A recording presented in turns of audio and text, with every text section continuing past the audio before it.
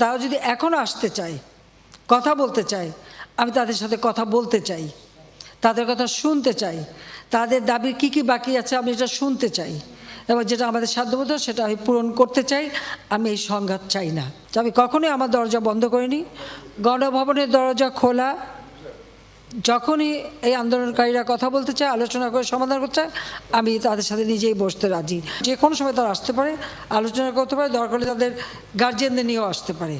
সাম্প্রতিক ঘটনায় আটক সাধারণ শিক্ষার্থীদের মুক্তি দিতে সংশ্লিষ্ট কর্তৃপক্ষের প্রতি নির্দেশ দেন প্রধানমন্ত্রী। কোটা বিরোধী আন্দোলনের সময় প্রতিটি হত্যাকাণ্ডের বিচারেরও আশ্বাস দেন তিনি। আমি এটা স্পষ্ট বলি, হত্যাকাণ্ডের সঙ্গে যারা জড়িত সে যেই হোক, অবশ্যই তাদের বিচার করা হবে, এবং যারা জড়িত তদন্ত করেই তা বের করা হবে।